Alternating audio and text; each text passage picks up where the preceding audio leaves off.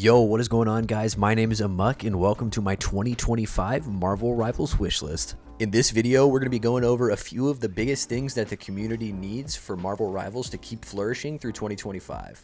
Of course, everything in this video is going to be my own personal opinion, so you're welcome to disagree, but without further ado, let's get into the list.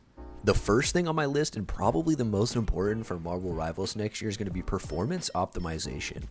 A lot of people are experiencing FPS issues and especially drops during crazy ultimate fights, and if they can address that across the board, that's going to be a net positive for the player base and keep people sticking around for longer.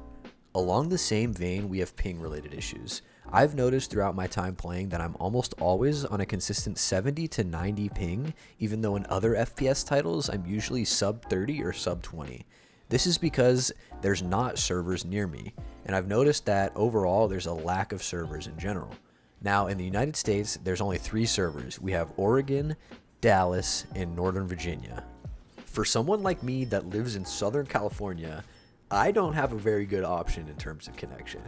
Both Oregon and Dallas display as 50 to 60 ping on the start screen, and like I said, when I get into the game, it's 70 to 90 at all times. I think that it's very important that they add in some new servers around in different countries to make it so that all people aren't playing on such high ping numbers. The last weird performance thing with this game is that sometimes it kind of feels like it's a mobile game, and I don't know how else to describe that. Basically, like, the responsiveness is slow. When I move my mouse, it doesn't feel like it happens right away, or when I press a button for an ability to activate, it doesn't feel like it happens right away. It's a really hard phenomenon to discuss, but I think you guys, if you've played the game, have probably experienced the same thing where it does feel like things aren't as responsive. And so if they can improve that aspect, then the game is going to physically feel better, then the players will keep coming back for a more enjoyable experience. Now, I understand that some of these performance things could be due to the new engine. This game is one of the first released with the new Unreal Engine 5, and so as time goes on, there should be accelerated optimizations as these new developers figure out these new tools.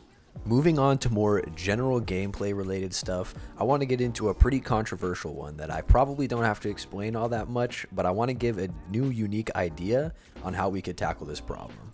So this big thing that we're talking about is going to be roll queue. Obviously, while we've played the game, we've discovered that most people like to play duelist, and you have a hard time getting enough tanks and healers to support your team throughout the match.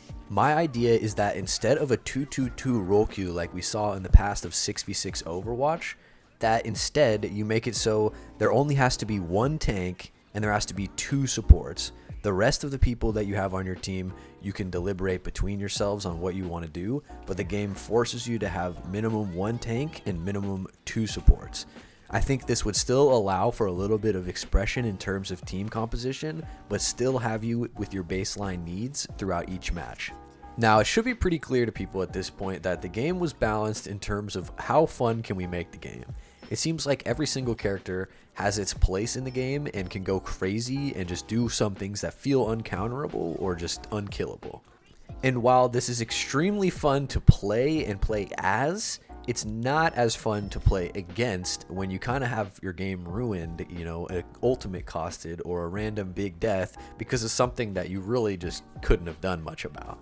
I would rather that most of the characters be dumbed down a little bit across the board so that fights can be a little more sustained and you don't feel like you're just getting one shot or completely annihilated with no counterplay. Very similarly to the last point that I just made, I think that a lot of things just don't visually make sense. Like, some of the ultimates are actually hitting outside of the visual radius, or some of the shots, some of the bullets, everything, it just goes to the sides of your characters, but it still hits, and it just makes for a really unintuitive experience for things to be hitting when it doesn't look like they're supposed to be. The next change that I would love to see made in 2025 would be to make the ult lines for the enemy team different than for your friendly team.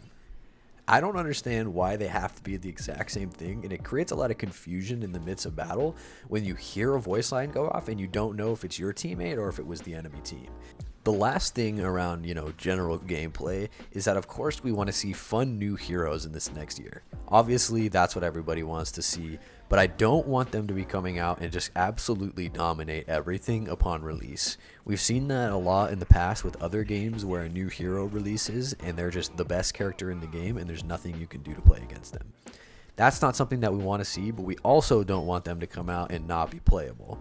So hopefully they can hit the balance correctly and make something that's fun and doesn't just destroy everybody. The next major thing that I want to talk about is better rewards. In 2025, I would love to see them increase the rewards for playing ranked mode. Instead of it just being one skin for one character, maybe it's a skin that applies across the board, or even something other than a skin, like more of the nameplate features or titles or something like that. Just giving the general player base more something to grind for, because at this point I don't think people are particularly incentivized to play ranked mode and to go about it competitively. Similarly, the only event that we've had so far has been the Winter Shark event, and the cosmetics from it have not been really that good. There's obviously the one skin for the shark that is cute, but is it cute because of the skin, or is it cute because it's Jeff? If they do end up having similar events like this in the future, then I would love to see more advanced cosmetics or even multiple cosmetics coming from the same event. Lastly, along the rewards line, I kind of just wanted to get into the shop skins.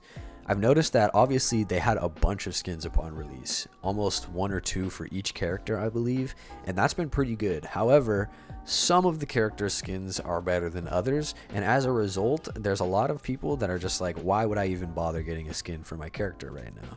So obviously they want to make money, so they're going to be releasing more skins throughout the year. And what I'm saying is that I just want to see them go above and beyond. I think that people are tired of seeing all these collaborations and things, and they don't need to do that because they already have this superhero IP. So if they can go along with that and create these cool skins and add them into the shop, I think they're going to make a lot of money and keep people happy without feeling like they're getting just gouged for their money. And with that, we're going to wrap up the video. Thank you guys so much for watching through my video and listening to all the things that I wanted to see for next year. Let me know if you disagree with anything or you have any other ideas in the comments below, and I'll get to checking them out and responding to them if I can. And stay tuned on the channel for new videos coming soon. I don't know exactly what I'm going to post, but hopefully more Marvel Rivals content. So subscribe and turn the notifications on for that, and I will see you guys next time. Later.